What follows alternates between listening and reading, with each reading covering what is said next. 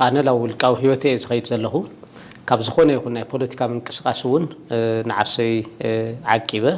ናብ ዝኾነ ይኹን ናይ ፖለቲካ ውዳበ ቃልሲ ገለ ዝበሃል እውን ከም ዘይኣቱ ገሊፀ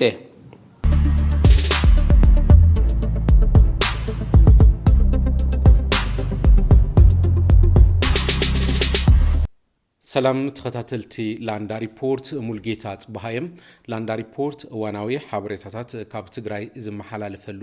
ሚድያ እዩ ኣብ ዋናው ጉዳያት ኩል ግዜ ናባኹም ጸብጸባት ነቅርቢና ሎም ድማ ብዛዕባ ብርሃነ ገብረ ገርግስ ወይ ድማ ልፍዓት ተስፋ ተወሳኹን ሰብሳነ ሰብና ተባሃለ ዝፍለጥ ኣቤሎ ዝብሊና ሒዝና አልኩም ቀሪብና ዘለና ላንዳ ሪፖርት ሓበሬታታትና ቀዲሞም ክበጽሕኩም ድማ ላይክ ሼር ሰብስክራይብ ክትገብሩና ንሓትት ልፍዓት ተስፋ ወይ ድማ ሰብሳነ ሰብ ዝብል ኣብ ማሕበራዊ መራኸቦ ዝፍለጥ ብርሃነ ገብረ ገርግስ ብዕለት 8 ጥሪ 2018 ዓመተ ምህረት ከም ዝተኣሰረ ይፍለጥ እዩ ብዛዕባ ብርሃነ ኢና ሎማ አንተ ክነውግዕ ኣበይ ሎድ ማይልና ሓቲስና ኣለና ኣበይ ተኣሲሩ ይርከብ መንከ ኣሲርዎ ብዛዕባ ብርሃነ ወይ ድማ ሰብሳነ ሰብ ቢሮ ፍትሒ ክልል ትግራይ ፖሊስ ይፈልጥ ዶ ዝብል ሓቲስና ኣለና ብዛዕባ ወታደራዊ ቤት ፍርዲ ብዓይን ሕግውን ከመይር ዝብል ሓቲስና ኣለና እንሰሞያ ኢና ሓቲስና ኣብ ናይ ትግራይ ሕጊ ከመይ ከም ዝረአ ማለት እዩ ወታደራዊ ቤት ፍርዲ ብናይ ትግራይ ሕጊ ከመይ ከም ዝረአውን ብኸመይን መዓዘን ተጣይሹ ዝብሉን ክነውጋዓኩም ኢና ዝረኸብና ማሕበረታታት ናባኹም ክነቅርቢና ክቡራት ተከታተልትና ብርሃነ ከም ዝፍለጥ ብዕለት 8 ጥሪ 2018 ዓመተ ምህረት ዝሓለፈ ዓርቢ ከም ዝተኣሰረን ኣብ ትሕቲ ቀይዲ ከም ዝውዓለን እዩ ኣብ ማሕበራዊ መራኸቦ ብበዝሒ ይዝረብ ዘሎ ብርሃነ ኣብ ማሕበራዊ መራኸቦ ብዝተፈላለዩ ሽማት ዝፍለጥ ቀዲሙ ብዙሕ ሰብ ዝፈልጦ ወዓጻካ ብዝብል ሽም እዩ ንሱ ሽምሱ ብምጥቃም እዩ ብዙሕ ሰብ ዝፈልጦ ብፍላይ ፖለቲካውን ሃይማኖታውን ምትእስሳራት ገይሩ ይጽሕፍ ነይሩ ብርሃነ ነዊሕ እዋን ፖለቲካ ሸዋ ምስ ቤተ ክርስቲያን ብምትሓዝ ምስ ንትግራይ ዘለዎ ጽልዋ ኣተሓሒዙ ብዙሓት ጽሑፋት ይጽሕፍ ነይሩ ታሪኻዊ መሰረት ምግባር ይጽሕፍ ከም ዝነበረ ይፍለጥ እዩ በዚ ድማ ብዙሓት ሰዓብትን ፈተውትን ከም ዝረኸበ ይፍለጠሉ በዚ ወዓጻካ ብዝብል ናይ ፌስቡክ አካውንት ሽም ይፍለጥ ነይሩ ቀፂሉ ድማ ልፍዓት ተስፋ ዝብል ሽም እዩ ሒዙ መጽዩ ወዓጻካ ካብ ዝብል ናብ ልፍዓት ተስፋ ዝብል ሽም ሒዙ ይመጽዩ ኣብዚ ድማ ጥንኩር ዝኾነ ናይ ሕወሓት ደጋፊ ኮይኑ ኣጥቢቁ ንሕወሓት ዝድግፍ ንተቃወምቲ ሕወሓት ውልቀ ሰባት ይኹን ትካላት ድማ ሽም ዘጥፍን ዘጽልምና ተባሃለ ዝንገረሉ ዝነበረ እዩ ልፍዓት ተስፋ ወይ ድሓር ድማ ተቀይሩ ናብ ሰብሳነ ሰብ ዝመጸ ናይ ማሕበራዊ መራኸቦ ሽሙ እናተጠቀመ ይጸኒሑ ብዞም ሰለስተ ሽማት እዩ ዝበዝሕ ግዜ ሰብ ዝፈልጦ ወዓጻካ ብዝብል ቀጺሉ ልፍዓት ተስፋ ድሓር ድማ ሰብሳነ ሰብ ብዝብል እናተጠቀመ ከም ዝነበረ ይፍለጥ እዩ ኣብ ቀረባ ግዜያት ድማ ብናይ ባዕሉ ሽም እዩ ምጥቃም ጀሚሩ ብርሃነ ገብረ ገርግስ ብዝብል ሽሙ ኣብ ማሕበራዊ መራኸቦ ምጥቃም ጀሚሩ እዩ ብርሃነ ናይ ሕክምና በዓል ሞያ ምዃኑን ሰባት ይዛረቡ እዮም ዝፈልጥዎም ብዙሓት ነቐፍትን ፈተውትን ኣለዎ እዚ ኣዘራራባይ ዝኾነ ናይ ማሕበራዊ ሚድያ ተጠቃሚ ወይ አክቲቪስት ክንብሎ ንኽእል ኢና ብዙሕ ግዜ መዘራረቢ ዝኾነ ሰብ ምዃኑ እዩ ዝዝረበሉ ደገፍቱ ንረብሓ ትግራይ ዝቃለስ ብሄርተኛ እዩ ንረብሓ ትግራይ ቀዲሙ ዝሰርሕ ብምባል ብፍላይ ንውድብ ሕወሓት ከም ዝድግፉ ሰባት ኣዝዮም ዝንእድውን ዝፈትይውን እዮም ነይሮም ቅድም ክፍለጥ ከሎ ማለት እዩ ብኣንጻሩ ነቐፍቱ ድማ ሽም ሰባት ዘጸልም ናይ ሓሳብ ናይ ሓሶት ዘረባታት ድማ ንውልቀ ሰባት ናጸለመ ናይ ሓሶት ዘረባ ዘምጽእ ብምባል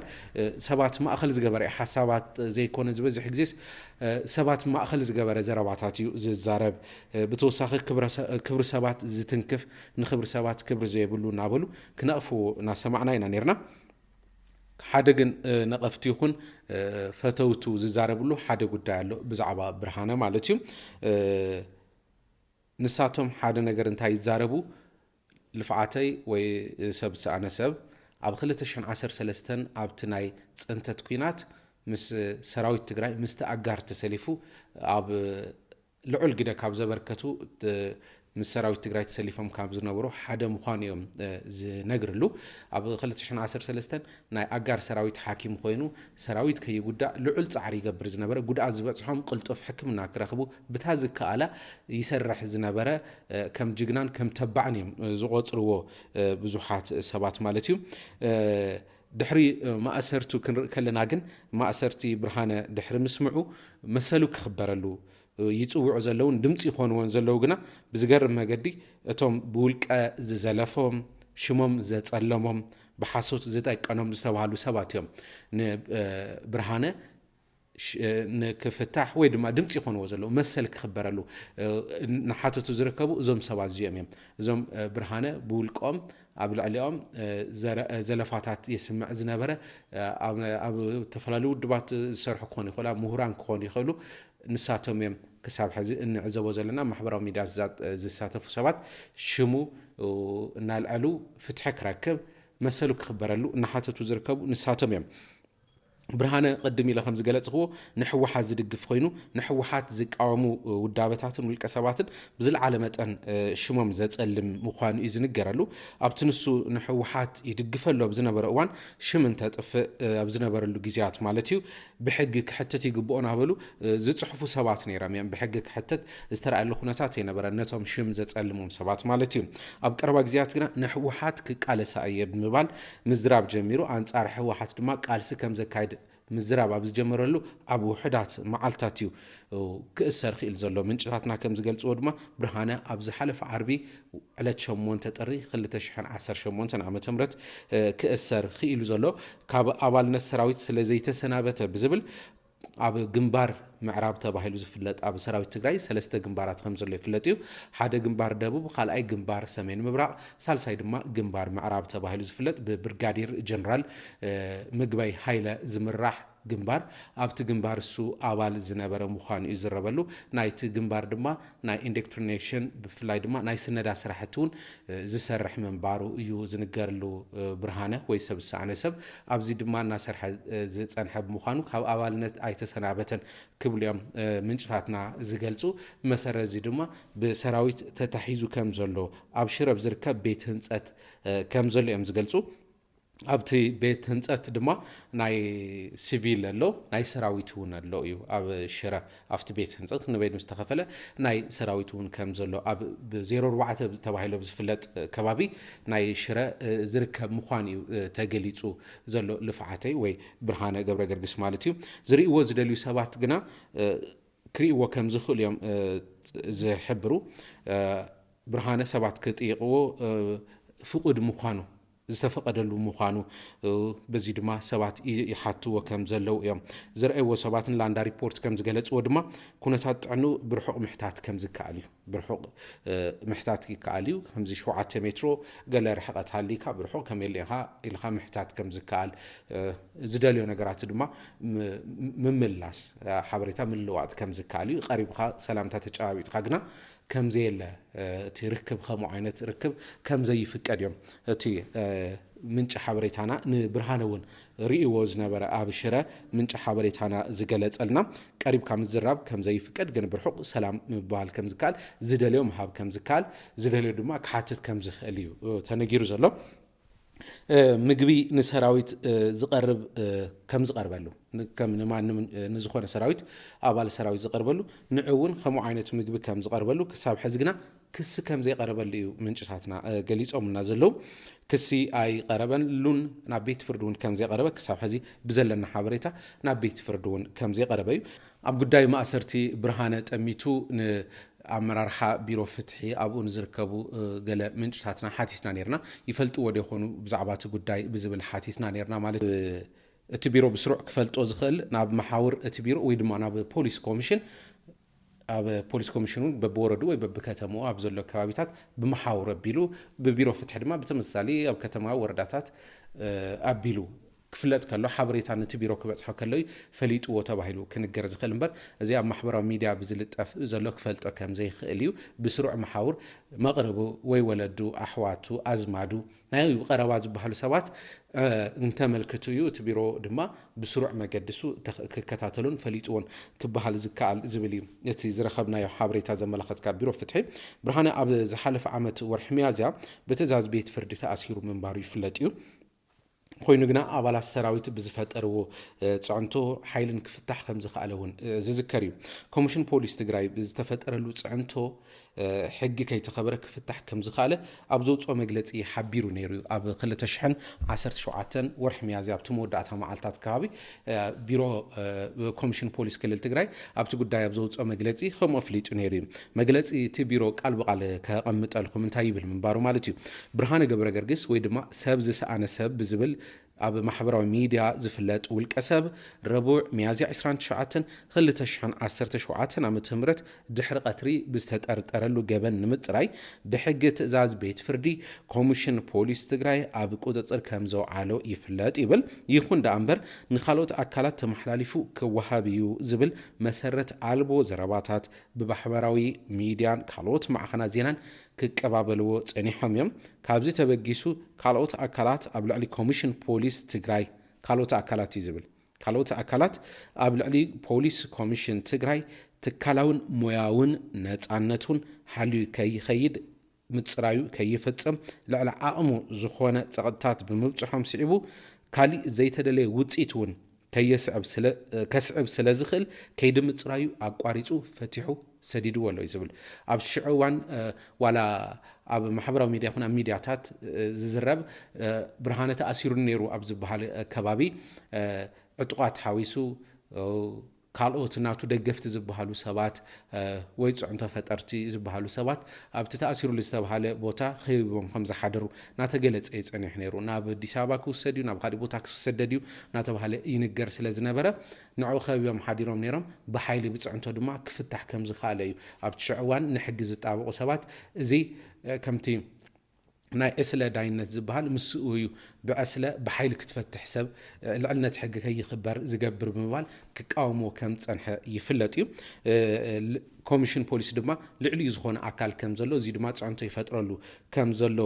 ገሊፁ እዩ ክፈትሖ ክኢሉ ዘሎ ኣብዚ ሓደ ነገር ከውግዕ ይደሊ እዮ ሓደ ኣካል ልዕልነት ከም ዘይብሉ እዩ ዘመላኽት መንግስቲ ብገበን ዝጠርጠሩ ኣካል ኣሲሩ መርሚሩ ፍትሒ ክሳብ ዝነግስ ድማ ክሰርሕ ከም ዘይኽእል እቲ ናይ ዝሓለፈ ዓመት ዘርእየና ጉዳይ ኣብ ትግራይ ብተደጋጋሚ እውን ይዝረብ ከም ዘሎ ከም እንሪኦ ሰለስተ ኣካላት ኣለው ብማዕረ ነንባዕሎም ዝረኣዩ ማለት እዩ ግዝያዊ ምምሕዳር ሰራዊት ትግራይ ተወሳኺ ድማ ሕወሓት ሰለስቲኦም ኣካላት ከምዚ ማዕረ ብጎኒ ጎኒ ገይሮም ዝረኣዩ ኩነታት ኢና ንርኢ ግዝያዊ ምምሕዳር ሃፍቲ ኣለዎ እዩ ገንዘብ ኣለዎ እዩ ሰራዊት ድማ ሓይሊ ሕወሓት ድማ መሓውር ኣብቲ ህዝቢ ዘለዎም ካድረታትን መሓውርን ብምጥቃም እዚ ብምሕሳብ ማለት እዩ ንርድኦ ዘለና መንግስቲ ሕግን ልዕልነትን ከኽብረሉ ዝኽእል ጉልበትን ስልጣንን ኣብ ትግራይ ከም ዘይጨበጠ ብዘመላኽት መንገዲ እቲ ናይ ዓም የርእየና ኣብ ዝተፈላለዩ ግዜያት እውን ብዝተፈላለዩ ኣብነታት ክግለጽ ዝፀንሐ እዩ ኣብ ትግራይ መንግስቲ ልዕልነት ሓልዩ ይቆፃፀሮ ከም ዘየሉን ንዕኡ ድማ ኣብ ፀጥታ ይኹን ኣብ ዝተፈላለዩ ዘለዉ ኣካላት ብስሩዕ ክእዘዝዎ ዝኽእሉ ዕድል ፀቢብ ምዃኑ እናተገለፀ ምንባሩ ይፍለጥ እዩ ኣብዚ ጉዳይ እዚ ሰራዊት ናይ ባዕሉ ወታደራዊ ቤት ፍርዲ ኣለዎ እዩ ኣብ ግዜ ስልጣን ጌታቸው ረዳ ደንበር 4 ተባሂሉ ዝፍለጥ ግዝያዊ ምምሕዳር ድሕሪ ምጥያሹ ደንበር 4 ተባሂሉ ዝፍለጥ ደንብ እዩ እዚ ደንብ እዚ ዝተጣየሸሉ ቤት ምኽሪ ሰላምን ፀጥታን ትግራይ ተባሂሉ ዝተጣየሸ ሓደ ቤት ምኽሪ ኣሎ በቲ ደንቢ ተጣይሹ በቲ ደንበር 4 ተባሂሉ ዝፍለጥ ጌታቸው ረዳ ፕሬዚደንት ኣብ ዝነበረሉ እዋን ማለት እዩ እዚ ቤት ምኽሪ እዚ ነቲ ሰራዊት ዝምርሐሉ መምርሕታት ዘውፅእ እዩ ደንብ ዘውፅእ ካቢነ ግዝያዊ ምምሕዳር ትግራይ እዩ ጌታቸው ረዳ እናሃለወ ዘውፅኦ ድማ ደንበር 4 እዩ እቲ ደንብ እሱ እንታይ ኣጣይሹ በቲ ደንብ እሱ መን ተጣይሹ ቤት ምኽሪ ሰላምን ፀጥታን ትግራይ ቤት ምኽሪ ሰላምን ፀጥታን ትግራይ ድማ ንሓይልታት ፀጥታ ትግራይ ክመሓደርሉ ክምርሕሉ ዝግብኦም ዝተፈላለዩ መምርሕታት የውፅእ ማለት እዩ ንዕኡ ስልጣን ተዋሂቦ የውፅእ ብመሰረት እዚ ድማ እቲ ወታደራዊ ቤት ፍርዲ ኣብ ግዜ መኸተ ተባሂሉ ዝፍለጥ ኣብ ግዜ ኩናት ዝነበረ ወታደራዊ ቤት ፍርዲ ድማ ንዕኡ ንከቐፅል ዝወሰነ ምዃኑ እዩ እቲ ቤት ምኽሪ ዝረኸብናይ ሓበሬታ ዘመላኽት ማለት እዩ ገሊኦም እቲ ወታደራዊ ቤት ፍርዲ ሽሙ ቤት ፍርዲ ሓይልታት ፀጥታ ብዝብል ከም ዝፍለጥ እዮም ዝገልፅዎ ግን ቢሮ ፀጥታ ትግራይ ኣብ ዘውፅኦ ጉዳይ ብርጋዴር ጀነራል ጉዕሽ ገብረ ግና ወታደራዊ ቤት ፍርዲ ብዝብል እዩ እናተገለፀ ፀኒሑ ማለት እዩ እዚ ብሕገ መንግስቲ ኣብ ኢትዮጵያ ክንሪኦ ከለና ኣብ ኢትዮጵያ ሓደ ሰራዊት ክህሉ ከም ዝግባእ ብሕገ መንግስቲ ዝዓዲ ይገልፅ እዩ በዚ ድማ ሓደ ወታደራዊ ቤት ፍርዲ ክህሉ ከም ዝግባእ ዝካትዑ ሰባት ኣለው ብሕገ መንግስቲ ቅቡል ከም ዘይኮነ ግቡእ ከም ዘይኮነን እዩ ብዛዕባ እቲ ወታደራዊ ቤት ፍርዲ ትክክል ዘይምዃኑ ዝምግቱ ሰባት ዝዛረብዎ ማለት እዩ ብኻሊእ ገጽ ግን ሰራዊት ትግራይ ብዲዲአር ኣይተበተነን እቲ ሰራዊት እውን ክፈርስ ስለ ዘይተገበረ መሰረቱ ፕሪቶሪያ ድማ ኣብ ትግራይ ሙሉእ ሰላም ወይ ዘተኣማምን ሰላም ክሳብ ዝህሉ ሓልታት ጸጥታ ክህሉ ግድን እዩ ክሳብ ዝተባሃለ ነዚ ዝቆጻጸር ነዚ ድማ ብናይ ጸጥታ ዓይኒ ዝርአን ቤት ፍርዲ ክህል ስለ ዝግባእ እቲ ቤት ፍርዲ የድሊ እዩ ናበሉ ዝካትዑ ብዙሓት እዮም እቲ ወታደራዊ ቤት ፍርዲ ድማ ክቕጽል ኣለዎ ብዝብል ብዙ መካትዕ ሓሳብ የምጽኡ በቲ ሓደ ቅድም ኢለ ከም ዝገለጽክዎ ብናይ ሕገ መንግስቲ ዓይኒ ዝርእይዎ ኣለዉ ብዓይኒ ሕገ መንግስቲ ግቡእ ይኾነን ሓደ ሰራዊት ሃልዩ ሓደ ወታደራዊ ቤት ፍርዲ ጥራሕ ክህሊ ዝግባእ ብምባል ብዓይኒ ሕገ መንግስቲ ፌድሪ ዝገልጽዎ ኣለዉ ብኻሊእ ገጽ ድማ ኣብ ትግራይ ሰራዊት ክሳብ ዘሎ ብዲዲአር ክሳብ ዘይተበተነ ሓይልታት ጸጥታ ትግራይ ናይ ጸጥታ ኩነታታ ክሳብ ዘተኣማምን ክቕጽል እንተኾይኑ እዚ ድማ ወታደራዊ ቤት ፍርዲ የድልዮ ኢሎም ዝማገቱ ከም ዘለው ዝረኸብናዮ ሓበሬታ ዘመላኽት ኣብዚ ጉዳይ እዚ ኣብ ካቢነ ግዝያዊ ምምሕዳር ቅድም ክብል ቀሪቡ ነይሩ እዩ እቲ ወታደራዊ ቤት ፍርዲ ክፈርስ ብዝብል ማለት እዩ ብዚኦም ብመካትዕ ዛዕባታት እዩ ክጸንሕ ከም ዝተገበረ ሓበሬታት ዝረኸብናዮ ዘመላኽት ማለት እዩ ናይ ወታደራዊ ቤት ፍርዲ ውሳነታት ተወሲኑ ወታደራዊ ቤት ፍርዲ ብክልተ ወይ